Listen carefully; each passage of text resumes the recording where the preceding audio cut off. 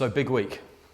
Massive week, massive week. Biggest of your career? Yeah, by far, yeah. Especially this fight coming up. This is the biggest, a big opportunity.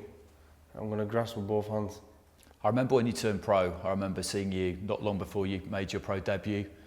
Young, World Youth Championship gold medalist, full of confidence, as you still are. How's pro boxing turned out to be what you thought it would be? It's a strange old ride, isn't it? Of course it is. There's lots of ups and downs in it, but it's the same with anything you do. There's going to be good and there's going to be not so good, but it's keeping focus really on the main goal, isn't it? And keep pushing forward, and that's all you can do. The journey to the destination's never going to be what you think it is. No, you think when you go professional, you think that 2 year I'm going to be world champion. It's going to be this. It's going to be that. I'm going to be a multi-millionaire, and time just goes. But it just shows you keep putting the hard work in, and here I am, on probably one of the biggest platforms in boxing now. The experience you had against Lennox Clarke, how valuable was that in hindsight? It wasn't a good thing to happen to you because nobody wants to lose, but it was a big step up. Yeah. And it probably caused you just to take a little bit of just to look at things, to look at yourself. It caused you to step up in weight. To be honest with you, I didn't even think that was even a step up. The fight I lost, and I'm going to be completely honest with you, I didn't think he was worth a shilling, and I still don't really think he was good, if you want to know the truth. I had personal issues outside boxing that was a lot more effective than doing the fight, but it was just being young and greedy is what got me in that position. And that's a lesson in itself, isn't it? Because it's when you're professional and you're in a big fight, things can happen where when you look back on it, you feel like I shouldn't have been fighting. I should have pulled out of that fight. Yes, but it takes a lot of experience to actually do that. Though. Yeah, and to understand it. Listen, I believe 100%. Even the same problems I was going through at the time. If I would have won that fight, I would never have boxed ever again. And that's the honest truth. I would have said that's enough for me.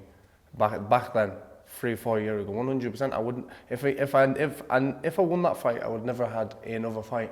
I would have been. Because of the stuff I was going through in my personal life, that would have been enough. I would have packed in. Maybe would have come back to boxing a few years later.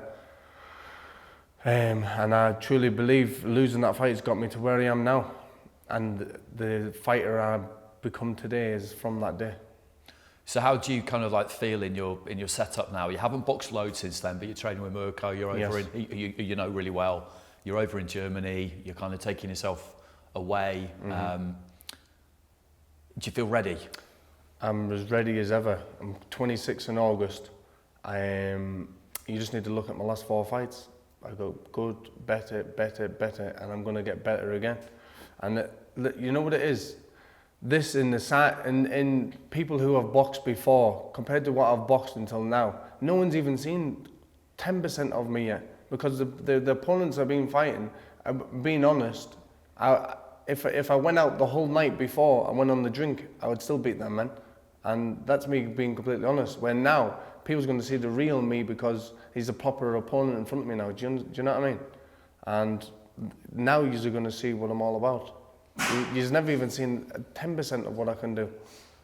Craig Richards, he is absolutely that guy. You know, Yes. I've always felt like he's underrated and that he's the kind of fighter who people might look at him and think he doesn't do anything outstanding, but when they get in there, he's better than they think he is. Yeah, listen, 100%. He's a good operator and a good fighter, but unfortunately, good's not good enough to cut it, is it?